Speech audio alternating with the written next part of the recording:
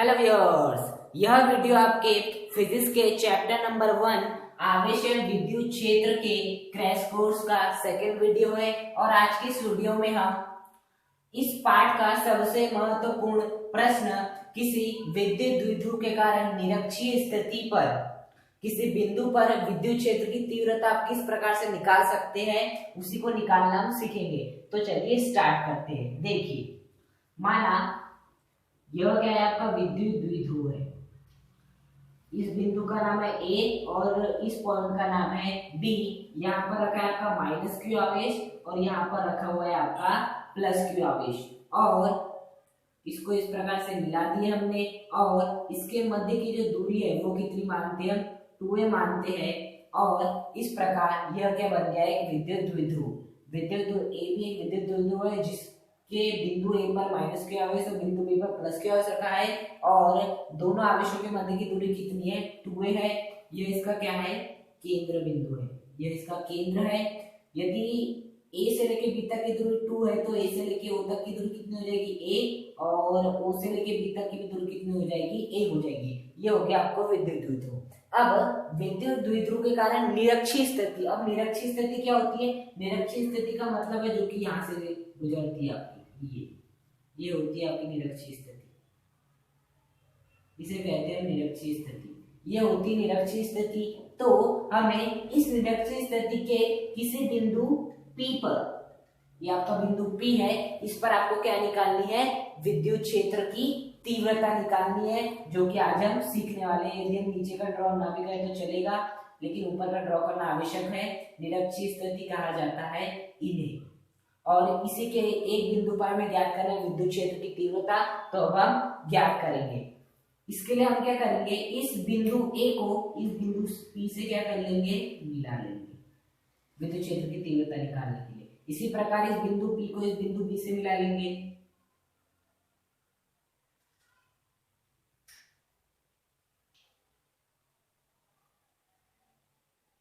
इस प्रकार से मिला लिया हमने ये। तो हमने बिंदु A से बिंदु P को मिला लिया और बिंदु B से बिंदु P को मिला लिया। और इस विद्युत द्विध्रुव और इस रेखा के मध्य जो कोण बन रहा है उसके मध्य का कोण कितना है, आपका थीटा है। और इस मध्य बिंदु O से इस बिंदु P तक की जो दूरी है वो कितनी माना है हमने, r माना है। अब हम क्या देखेंगे, हम ये देखेंगे कि इस बिंदु A के कारण जिस पर आवेश माइनस क्यू रखा है, इस बिंदु पर कितना विद्युत क्षेत्र होगा। तो हम क्या निकालेंगे, आपके माइनस क्यू आवेश के कारण, माइनस क्यू आवेश के कारण बिंदु P पर, इस माइनस क्यू आवेश के कारण इस बिंदु P पर विद्युत क्षेत्र। इस बिंदु पे क्या निकालेंगे हम, विद्युत क्षेत्र। और इस विद्युत क्षेत्र को हम कितना मान लेते हैं, E1। आपके विद्युत क्षेत्र का फॉर्मूला क्या होता है, विद्युत क्षेत्र का फॉर्मूला होता है 1/4 पाई एप्सिलॉन नॉट इनटू के क्यू अपॉन जो भी आवेश रखा हुआ है और उस आवेश से जिस बिंदु पर विद्युत क्षेत्र निकाल रहे हैं उसके मध्य की दूरी। ओके, तो अब हम इसी फॉर्मूला पे लगाएंगे नियतांक। तो जैसा का वैसा होगा 4 पाई एप्सिलॉन नॉट इनटू के, क्योंकि नियतांक है प्रत्येक परिस्थिति के समान होगा। आवेश Q, यहाँ बहुत सारा माइनस क्यू आवेश है। चूंकि विद्युत क्षेत्र की जो तीव्रता है या विद्युत क्षेत्र का है वो कैसी एक सदिश राशि है, तो इस चिन्ह का कोई अर्थ ना हुआ तो हम यहाँ क्या लिख लेंगे, क्यू ही लिखेंगे। अब दूरियां, अब बात आती है इस r की। r का मतलब क्या होता है, इस बिंदु A से इस बिंदु P तक की दूरी। अब हमें लिखना है इस बिंदु A से बिंदु P तक की दूरी कितनी होगी। देखिए, हम दूरी को निकाल सकते किस प्रकार से। देखिए, यहाँ कोण यदि थीटा बना है तो यहाँ कोण भी हमने मान लिया थीटा ही बन रहा है। हमने मान लिया ये वाली जो रेखा इसके साथ थीटा कोण बना रही है, ये वाली भी जो रेखा इसके साथ कितना कोण है, थीटा कोण बना रही है। ओके, यहाँ से कितना कोण बना रही है, आपका थीटा कोण ही बना रही है। अब हम क्या करेंगे, देखिए यहाँ कितना बन रहा है, आपका 90 डिग्री का एंगल बन रहा है। 90 डिग्री का एंगल बन रहा है, अर्थात इस त्रिभुज में क्या लग सकता है, आपका पाइथागोरस प्रमेय लग सकता है। और पाइथागोरस प्रमेय क्या होता है, कर्ण का स्क्वायर, ये कर्ण है, ये आपका आधार है, ये लंब है। आपका पाइथागोरस प्रमेय क्या होता है, कर्ण का स्क्वायर बराबर लंब का स्क्वायर धन आधार का स्क्वायर। अब हम यही क्या यहाँ लगा देंगे। तो बताइए आपका कर्ण क्या है, यहाँ से यहाँ तक की दूरी है, तो यहाँ से यहाँ तक की दूरी कितनी है AP, तो इस AP का स्क्वायर बराबर लंब क्या है आपका, लंब होता है आपका ये, लंब क्या है आपका R, इसका स्क्वायर धन आधार क्या है आपका A से लेके होता क्या है, इसका मान कितना A है, तो आधार हो गया A और इसका स्क्वायर। तो आपके यहाँ से लेके यहाँ तक की जो दूरी निकलेगी, ये यहाँ से लेके यहाँ तक की जो दूरी निकलेगी वो क्या निकलेगी, यहाँ से यहाँ तक की दूरी आपकी AP, तो इस हम जब AP स्क्वायर को AP लिखेंगे तो यहाँ क्या आ जाएगा आपका अंडर रूट आ जाएगा R square plus A square, तो यहाँ से लेके यहाँ तक की दूरी का मान कितना हो गया आपका under root of R square plus A square, यही हो जाएगा आपके यहाँ से लेके यहाँ तक की दूरी का मान under root of R square plus A square, तो यहाँ क्या लिख लेंगे under root of R square plus A square का होल स्क्वायर, यही आएगी आपकी दूरी। बिंदु A से लेके बिंदु P तक की दूरी होगी वो कितनी आएगी, इतनी ही आपकी आएगी। अब हम क्या कर लेते हैं, ये स्क्वायर से ये अंडर रूट क्या हो जाएगा आपका कैंसिल हो जाएगा, तो E1 की वैल्यू कितनी आएगी, E1 is equal to 1/4 pi epsilon not into K Q upon R square plus A square, तो आपका जो E1 का मान आ गया वो कितना आ गया 1/4 pi epsilon not into K Q upon R square plus A square. अब हम क्या करेंगे, अब हम इस प्लस की आवश्यकता है, इस बिंदु पर क्या निकालेंगे, विद्युत क्षेत्र निकालेंगे, तो प्लस Q आवेश के कारण बिंदु P पर, किस पर, बिंदु P पर विद्युत क्षेत्र, फिर विद्युत क्षेत्र, हम इस विद्युत क्षेत्र को कितना मान लेते हैं आपका E2 मान लेते हैं, क्या हो जाएगा 1/4 पाई एप्सिलॉन नॉट इनटू के जैसा का वैसा इनटू Q, आवेश क्या है Q है, चूंकि सदिश राशि तो प्लस चिन्ह से कोई अर्थ नहीं होगा, तो Q जैसा का वैसा दूरी। अब बात आती है इस प्लस के आवेश से यहाँ तक की दूरी कितनी है, तो कितनी होगी, देखिए यहाँ भी, यहाँ इस त्रिभुज में भी देखे तो कितना आपका 90 डिग्री एंगल, इस त्रिभुज में भी देखे तो ये कितना एंगल है आपका 90 डिग्री एंगल है। अब उसी प्रकार यहाँ भी यदि हम लगाए पाइथागोरस प्रमेय, तो ये हो गया आपका कर्ण, ये हो गया आपका आधार, ये हो गया लंब, यहाँ भी लगाए तो क्या होगा कर्ण स्क्वायर बराबर लंब स्क्वायर धन आधार स्क्वायर, ये हो जाएगा। तो बताइए यहाँ पर कर्ण कितना है, PB है, तो ये हो जाएगा कर्ण PB का स्क्वायर, कर्ण आपका PB है। लंब कितना है आपका, ये है लंब O से लेके P, उसका जो मान है वो कितना है R है, तो इस R का स्क्वायर धन आपका आधार क्या है इस त्रिभुज में OB है, और इस OB का मान कितना है A है, तो A स्क्वायर। अब PB स्क्वायर से यदि हम PB प्राप्त करना चाहेंगे तो आपकी वैल्यू कितनी आ जाएगी under root of R square plus A square.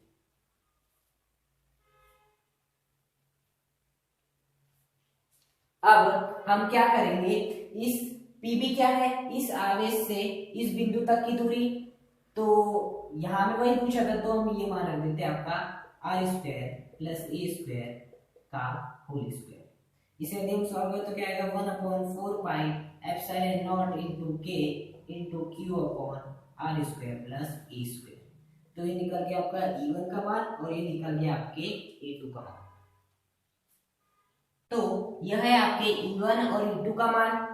अब हमने E1 का परिमाण निकाल लिया जो कि इतना आया, E2 का भी परिमाण निकाल लिया, लेकिन इस E1 अर्थात विद्युत क्षेत्र की दिशा क्या होगी, अर्थात इस माइनस के आवेश के कारण इस बिंदु पर जो विद्युत क्षेत्र है वो तो होगा इधर, लेकिन इसकी दिशा क्या होगी, हम जानते हैं माइनस के आवेश के कारण किसी बिंदु पर विद्युत क्षेत्र की जो तीव्रता आती है, विद्युत क्षेत्र आता है उस माइनस Q आवेश की ओर ही होता है। अब इस प्लस की आवश्यकता है, इस बिंदु पर जो विद्युत क्षेत्र की तीव्रता आएगी वो तो आएगी इतनी, किंतु विद्युत क्षेत्र की जो तीव्रता की जो दिशा होगी वो क्या होगी, इससे दूर की ओर होगी, क्योंकि हम जानते हैं प्लस की आवश्यकता किसी बिंदु पर विद्युत क्षेत्र की तीव्रता प्लस की आवेश से क्या होती है, दूर की ओर होती है। इसे हम क्या कर लेते हैं, आगे की ओर क्या कर लेते हैं, इसे बढ़ा लेते हैं, ऐसे आगे की ओर क्या कर लेते हैं, हम बढ़ा लेते हैं, ऐसे हम क्या कर लेते हैं, आगे की ओर बढ़ा लेते हैं। अब देखिए, अब हम क्या करते हैं, यहां से एक लाइन ड्रॉ कर लेते हैं। ओके, देखिए यदि यहाँ थीटा कोण बन रहा है, यदि यहाँ थीटा कोण बन रहा है तो यहाँ भी कितना कोण बनेगा, थीटा कोण ही बनेगा, यदि यहाँ थीटा कोण बन रहा है। ओके, और यहाँ भी कितना कोण बनेगा आपका, थीटा कोण बनेगा। इसका मान कितना है आपका E1 है और ये क्या है E2 है। E1 क्या है माइनस क्यू आर इसका विद्युत क्षेत्र की दिशा और E2 क्या आपका प्लस क्यू आर इसका विद्युत क्षेत्र की दिशा, जो कि हो जाएगी आपकी ऊपर की ओर, ये हो गई E2 और ये हो गया E1। अब हम घटक करते किस प्रकार से करते घटक, यदि आपका ये कोई सदिश A है तो इस सदिश A के कारण जो कि थीटा कोण बनाना है एक्स अक्ष से, तो इस सदिश का थीटा की ओर घटक क्या हो जाता है आपका A cos थीटा और इस सदिश का थीटा के विपरीत घटक क्या हो जाता है A sin थीटा। तो उसी प्रकार से यहाँ भी यदि हम देखें तो E2 क्या एक बार सदिश राशि है, तो इस सदिश राशि का थीटा की ओर घटक क्या हो जाएगा आपका E2 cos थीटा। क्या घटक हो जाएगा E2 cos थीटा। इस E1 का इस थीटा की ओर घटक क्या हो जाएगा E1 cos थीटा। क्या हो जाएगा E1 cos थीटा और दोनों की दिशा क्या रहेगी एक समान रहेगी। अब इस E2 का थीटा के विपरीत घटक क्या हो जाएगा आपका, थीटा के विपरीत घटक क्या आ जाएगा आपका E2 sin थीटा। थीटा के विपरीत घटक हम E2 sin थीटा लेंगे जिसकी दिशा क्या होगी ऊपर की ओर होगी। अब इस E1 का थीटा के विपरीत घटक क्या हो जाएगा आपका जिसकी दिशा इधर रहेगी, कितना हो जाएगा E1 sin थीटा। कितनी रहेगी E1 sin थीटा। यहाँ हमने क्या किए, यदि यहाँ कोण थीटा है तो यहाँ कोण भी थीटा होगा, यहाँ भी कोण क्या होगा थीटा होगा। अब इस E2 का इस थीटा के घटक E2 cos थीटा, इस E1 का थीटा के घटक क्या हो जाएगा E1 cos थीटा और E2 का थीटा के विपरीत घटक क्या हो जाएगा E2 sin थीटा और इस E1 का ये वाले थीटा के विपरीत घटक क्या हो जाएगा E1 sin थीटा और उसकी हमने दिशा भी बना ली है। अब यदि यहाँ बात करें तो जो आपका E1 sin थीटा है E2 sin थीटा है वो कैसे है एक दूसरे के विपरीत है, अर्थात एक ऊपर है तो एक नीचे है, एक ऊपर है तो एक नीचे है। तो देखिए ये नीचे है ये ऊपर है तो ये दोनों एक दूसरे को क्या कर देंगे कैंसिल कर देंगे। अर्थात यदि हम E1 और E2 का E1 sin थीटा और E2 sin थीटा यदि हम निकाले, यदि E1 sin थीटा और E2 sin थीटा हम निकाले तो इनकी दिशा क्या है एक दूसरे के विपरीत है तो ये दोनों क्या हो जाएंगे कैंसिल हो जाएंगे। इनके परिमाण तो समान है, क्यों क्योंकि देखिए जो आपका E1 का परिमाण है, जो आपका E1 का परिमाण है वही E2 का परिमाण है। तो बताइए यहाँ से E1 sin थीटा का परिणाम क्या निकलेगा, ये निकलेगा E1 sin थीटा और इस E2 sin थीटा का परिमाण क्या निकलेगा, इस E2 की वैल्यू ये है और sin थीटा जैसा का वैसा। अब हमें इनका परिणाम ही निकालना है तो हम क्या करेंगे दोनों को क्या करेंगे जोड़ेंगे। क्या करेंगे दोनों को जोड़ेंगे। ये यदि हम जोड़ेंगे तो क्या इस E2 sin थीटा का मान जो होगा और E1 sin थीटा का मान होगा क्या वो लगभग इतने होगा नहीं, यहाँ क्या जाएगा माइनस आ जाएगा। और यदि हम माइनस आ जाएगा और यदि हम E1 sin थीटा या E1 sin थीटा धन E2 sin थीटा करें तो आपका क्या हो जाएगा ये भी 1/4 पाई एप्सिलॉन इनटू के Q upon r square plus a square sin theta है, ये भी क्या हो जाएगा लेकिन ये है माइनस 1/4 पाई एप्सिलॉन इनटू के into Q upon r square plus a square sin theta. इससे क्या हो जाएगा कैंसिल हो जाएगा, परिणामी कितना आ जाएगा 0 आ जाएगा। इसलिए ये दोनों विपरीत दिशा में होने के कारण क्या कर देंगे एक दूसरे को निरस्त कर देंगे। क्या कर देंगे एक दूसरे को आपका निरस्त कर देंगे। तो हमें इन दोनों की जरूरत पड़ेगी नहीं। ओके यदि हमें परिणामी निकालना है तो अब हम क्या करेंगे इस E2 cos थीटा और इस E1 cos थीटा ये कैसे एक ही दिशा में है, अर्थात यदि हमें इस माइनस क्यू आर का इस बिंदु पर विद्युत क्षेत्र की तीव्रता निकालनी है और इस प्लस क्यू आर का इस बिंदु पर विद्युत क्षेत्र की तीव्रता निकालनी है तो हमें इसको और इसको क्या करना पड़ेगा जोड़ना पड़ेगा, वही हमारी क्या होगी विद्युत क्षेत्र की तीव्रता होगी परिणामी। तो आपका जो E होगा फाइनली जो E है E क्या है इस विद्युत दूरी के कारण इस बिंदु पर विद्युत क्षेत्र की तीव्रता वो किसके बराबर होगी E1 cos theta plus E2 cos theta के बराबर होगी। E1 cos theta plus E2 cos theta के बराबर होगी। अब आपकी E1 का मान कितना है ये है 1/4 पाई एप्सिलॉन नॉट इनटू के Q upon r square plus a square और यहाँ आ जाएगा आपका cos थीटा प्लस इस E2 का मान कितना है आपका ये आपके E2 sin थीटा का मान था जो मैंने माइनस लगाया था क्योंकि वो दोनों की दिशा विपरीत थी। ओके लेकिन हम इस E2 का मान निकाले तो कितना आएगा 1/4 पाई एप्सिलॉन नॉट इनटू के Q upon r square plus a square और यहाँ क्या जाएगा आपका cos थीटा। अब क्या करेंगे, यहाँ भी cos थीटा है, यहाँ भी cos थीटा है, दोनों से हम क्या कॉमन ले लेंगे, आपका cos थीटा कॉमन ले लेंगे। तो क्या बन जाएगा, 1/4 pi epsilon not into k q upon r square plus a square plus 1/4 pi epsilon not into k q upon r square plus a square. दोनों से हमने क्या कॉमन ले लिया, आपका cos थीटा क्या ले लिए, कॉमन ले लिए। अब ये भी सेम है, ये भी सेम है, अब दोनों को हम जोड़ देंगे तो इसका क्या उत्तर हो जाएगा, 2q upon 4 pi epsilon not into k r square plus e square. ये हो जाएगा आपका, मान लीजिए दोनों को जोड़े और cos थीटा जैसा का वैसा।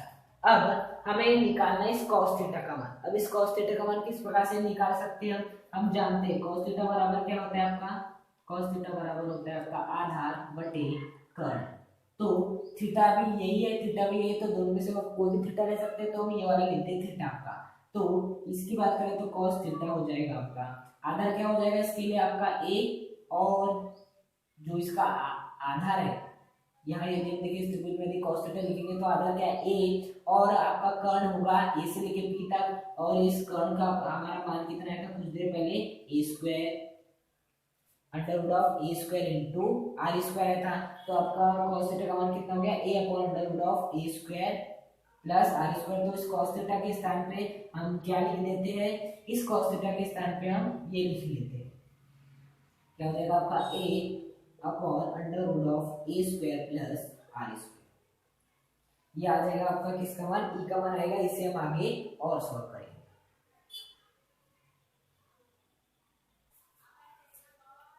अब इसे हम आगे और सॉल्व कर लेते हैं। देखिए किस प्रकार से लिख सकते हैं हम, इस 2q का a में गुणा कर देते तो कितना हो जाएगा, 2qa divide by 4 pi epsilon not into k। यहाँ क्या हो जाएगा आपका r square plus a square, और क्या बचेगा आपका under root of a square plus r square. ये बच जाएगा आपका। अब इस 2q को हम इस प्रकार से लिख सकते हैं, 2a इंटू q, इस प्रकार से लिख सकते हैं 4 pi epsilon not into k। अब r square plus a square जैसा का वैसा, और यहाँ भी क्या है आपका r square plus a square plus r square को हम r square plus a square भी लिख सकते हैं। इसके ऊपर अंडर रूट होने का क्या अर्थ होता है आपका 1/2 होना। अब 2a इंटू q क्या होता है आपका p होता है, क्योंकि p क्या होता है 2a इंटू q, 2a जहाँ p का मतलब द्विध्रुव आघूर्ण है, द्विध्रुव आघूर्ण का मतलब क्या होता है आवेश गुना दोनों आवेशों के मध्य की दूरी, जो कि 2a है, और आवेश कोई भी ले लीजिए वो होता है q। तो p की वैल्यू क्या होती है 2a इंटू q, इस 2a इंटू q के स्थान पर हम क्या लिख देते हैं आपका p लिख देंगे, जो कि द्विध्रुव आघूर्ण होता है। अब 4 pi epsilon not into k। देखिए यदि a की पावर n हो और a की पावर n हो और दोनों का क्या हो रहा हो, गुणा हो रहा हो, तो क्या हो जाता है, क्योंकि आधार समान है तो घातें क्या हो जाती है आपकी जुड़ जाती है। तो यहाँ पे देखिए r square plus a square, r square plus a square, इसके ऊपर एक ही घात है, आधार समान है लेकिन घातें अलग अलग है, तो दोनों घात क्या हो जाएगी, जुड़ जाएगी। तो r square plus a square 1 plus 1/2 हो जाएगा, क्योंकि आपका आधार समान है तो घातें क्या हो जाएगी, जुड़ जाएगी। तो आगे हम किस प्रकार से लिख सकते हैं, e बराबर p upon 4 pi epsilon not into q।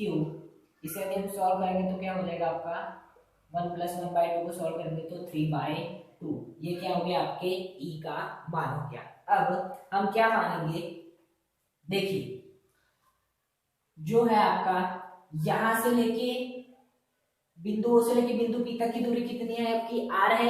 यदि यह बिंदु P बहुत अधिक ऊंचाई पर स्थित होता, अर्थात इस r की जो मान है वो बहुत अधिक होता, तो इस r का यदि मान बहुत अधिक होता तो इस r की तुलना में ये तो क्या होता, नगण्य होता। अर्थात यदि कोई आपके सामने इतना बड़ा इंसान खड़ा है और उसके सामने यदि कोई इतना बड़ा इंसान खड़ा है तो इसके लिए तो इसकी वैल्यू एकदम ना के बराबर है ना। तो उसी प्रकार यदि r का मान बहुत बिंदु P आ जाता है तो r का मान इतना बड़ा और a का मान इस r के लिए क्या रहता है, नगण्य रहता। तो हम इस r के सापेक्ष a को क्या कर लेंगे, नगण्य कर लेंगे। अर्थात यदि r a से बहुत क्या हो, बड़ा हो, तो हम a को क्या मान लेंगे, 0 मान लेंगे। तो इस a के स्थान पे क्या रख देंगे, 0 रख देंगे।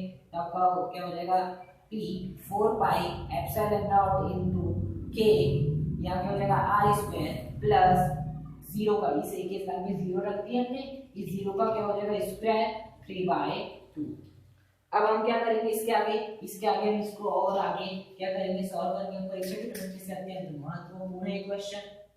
अब इसे हम क्या कर लेते हैं आगे सॉल्व कर लेते। तो ई इज इक्वल टू क्या हो जाएगा आपका p upon 4 pi epsilon not into k R square plus zero square R square होगा तो आर स्क्वायर जैसा का वैसा, और क्या हो जाएगा आपका 3/2 हो जाएगा।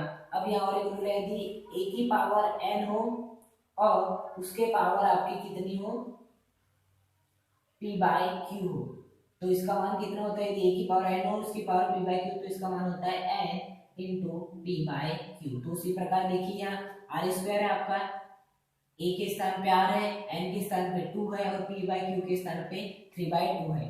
तो इसे हम किस प्रकार से लिखेंगे r 2 इंटू 3/2 लिख लेते हैं, p upon 4 pi epsilon not into k r 2 into 3/2 इस प्रकार से लिख लेंगे हम।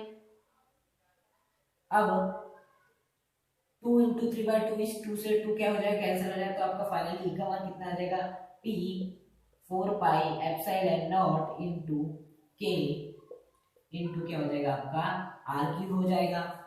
इसे हम यदि अच्छे से लिखे तो किस तरह लिख सकते हैं 1 upon 4 pi epsilon not into k into p upon r³। तो यही होता है आपका किसी विद्युत द्विध्रुव के कारण किसी बिंदु पर निरक्षीय स्थिति में विद्युत क्षेत्र की तीव्रता। पिछले वीडियो में हमने विद्युत द्विध्रुव के कारण किसी बिंदु पर अक्षीय स्थिति में होती, अक्षीय स्थिति होती निरक्षीय स्थिति, अक्षीय स्थिति में विद्युत क्षेत्र की तीव्रता। तो यदि आपको वीडियो पसंद आया तो इस वीडियो को लाइक करें, चैनल को सब्सक्राइब करें और कमेंट करके हमें जरूर बताएं कि आपको यह क्रैश कोर्स की सीरीज कैसी लग रही है। और इस वीडियो को अधिक से अधिक बच्चों तक शेयर करें, जिससे कि आप जैसे जितने भी बच्चे क्लास 12th में हैं वे सभी इस क्रैश कोर्स की सहायता से अपनी क्लास 12 की बोर्ड एग्जाम में 95+ स्कोर कर सके। Thank you.